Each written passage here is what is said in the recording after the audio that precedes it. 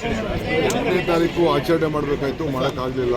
ನಾನು ಗುಲ್ಬರ್ಗಲ್ಲಿದ್ದೆ ಅವತ್ತು, ಅಲ್ಲೇ ಮಾಡ್ದು.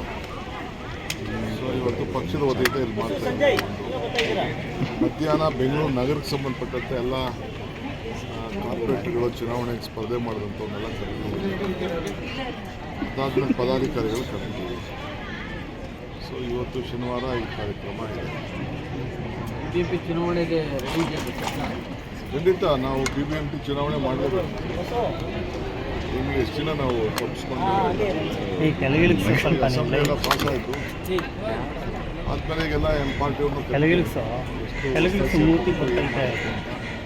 ಅವರು ಕೆಲವೆಲ್ಲ ಅನ್ಅಫಿಷಿಯಲ್ ಆಗಿ ಕೆಲವು ಸಲಹೆಗಳನ್ನು ಕೊಟ್ಟಿದ್ದಾರೆ.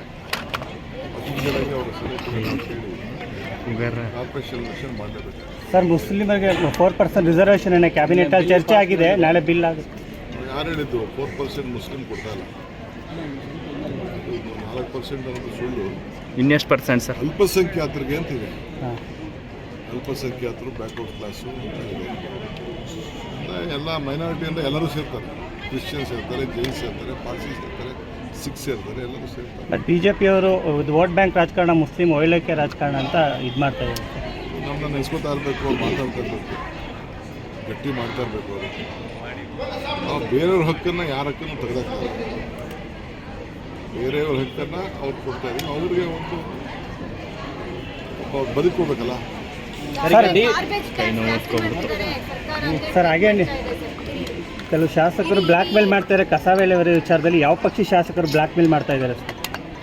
ಈಗ ಎಲ್ಲಿ ಕಸ ನಿಂತಿದೆ ಅಲ್ಲಿ ನೋಡಿ ನೀವು ಗೊತ್ತಾಗುತ್ತೆ. ಸರ್, ಈಗ ಸರ್ ತಮಿಳ್ನಾಡು ಹೋಗ್ತಾ ಇದ್ದಾರೆ ಸರ್, ಡಿಲಿಮಿಟೇಷನ್ ವಿಚಾರಕ್ಕೆ ಸಂಬಂಧಪಟ್ಟಾಗೆ 22ನೇ ತಾರೀಕು ಮುಖ್ಯಮಂತ್ರಿಗಳು ನನಗೆ ಇಬ್ಬರಿಗೂ ಅವರು ಇನ್ವೈಟ್ ಮಾಡಿದರು.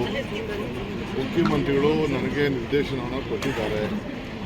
ಸೊ ಪಕ್ಷದ ಪರವಾಗಿ, ಸರ್ಕಾರದ ಪರವಾಗಿ ನೀನೇ ಹೋಗಬೇಕು ಅಂತ ಹೇಳಿದ್ದಾರೆ.